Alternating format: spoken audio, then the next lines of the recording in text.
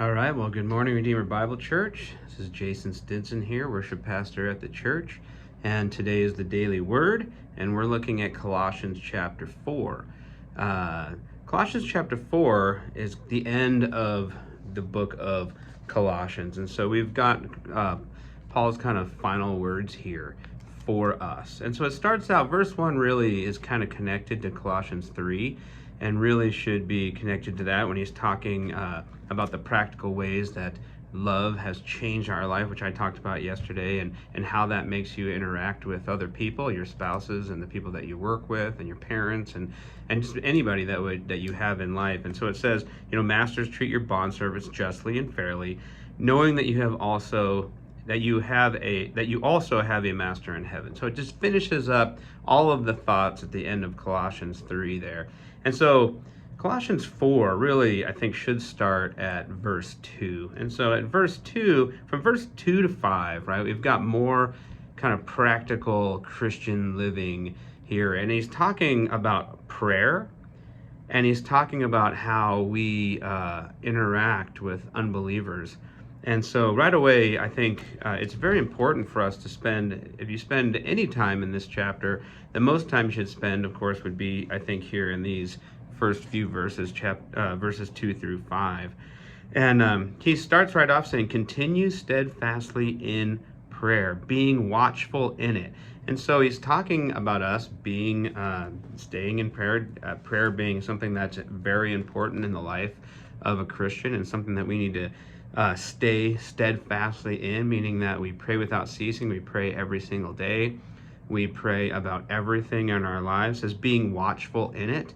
That basically means to be specific in our prayers, to be watchful, to be looking at what's happening around us, the people that we know. So we're not just arbitrarily just praying without any purpose, but to be watchful in your prayer, specific in your prayer, praying for things that are specific needs that people may have, specific needs of the moment that you might have, or whatever it may be. But to be specific, be watchful with what you're praying, not to just kind of recite the same type of prayers over and over and over again without any real thinking, without any real thought behind what you're saying, but thinking about what is happening right now to you, to those around you, whatever needs serious prayer. Be watchful for that, and then also with thanksgiving. There's a continual theme to this entire book, through the entire Bible, really, of being thankful, praying with thanksgiving, understanding the fact that the Lord is sovereign. He understands all things. He hears our prayers. He cares about everything that we have to bring before him. And so we can be thankful that he is a God that hears us. We don't have to do anything special to get his attention. We don't have to light any candles. We don't have to be in a specific place. We don't have to be facing a specific direction, but we can come to him in prayer, bringing our burdens and our cares to him, and he hears us, and he cares about everything that we have to say when we say it, immediately. And so we can be thankful for that. So he asked them specifically for prayer that God would help them open a door for the word to declare the mystery of Christ, on account of which he is in prison. So he's asking specifically here, so being that idea of being watchful, that he's asking for the believers to be praying for him specifically for his gospel message to the unbelievers, that God would open doors for ministry for him, that he would open doors for the ability to speak the gospel, for which he's already done, and for which now, because of preaching the gospel, he is in prison.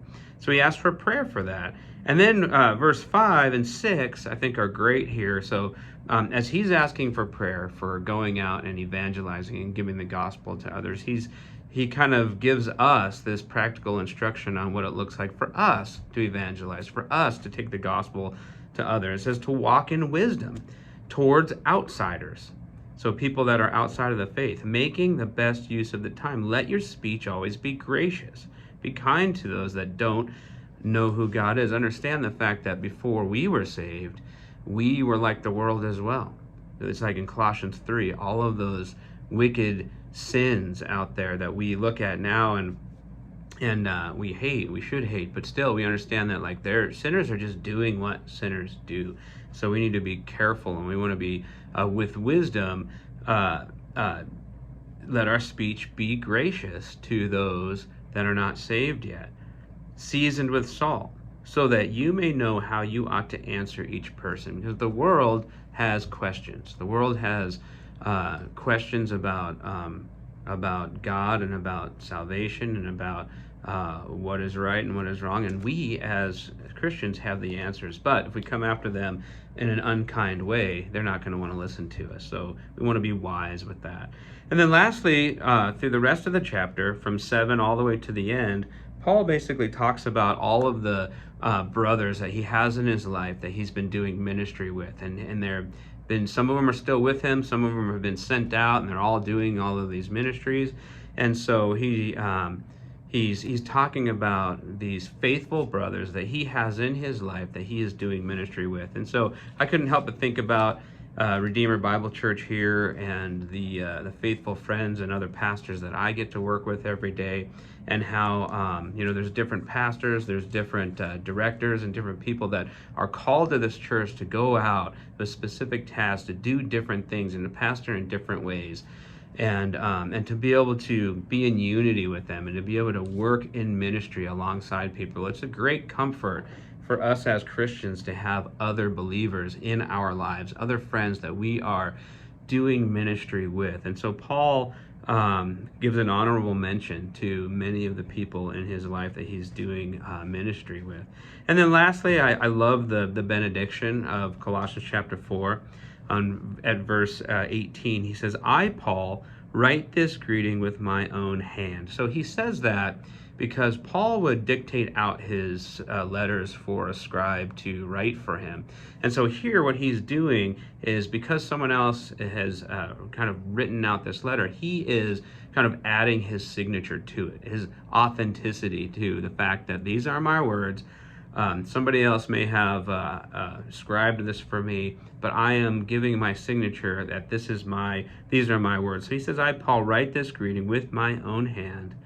He says, "Remember my chains." I love those 3 words. It's such a cool thing. But it just adds weight to this letter. It adds weight to what he's saying, that he is in prison, like he mentioned back in verse 3, that he is in prison for the work of the spreading of the gospel and giving the good news of Jesus Christ. And so to the people that he's writing this letter to in the church in Colossians, in Colossae, he's asking them, he's setting some weight. Remember my chains. Remember that I am in prison for the work of the gospel. And then he, of course, always has some type of greeting of grace for whoever is reading this. And so he ends there with, "Grace be with you." And so as we end the whole book of Colossians here, and here specifically this chapter of chapter 4, I end it with grace be with you all. And we'll see you tomorrow when we start the book of 1 Thessalonians.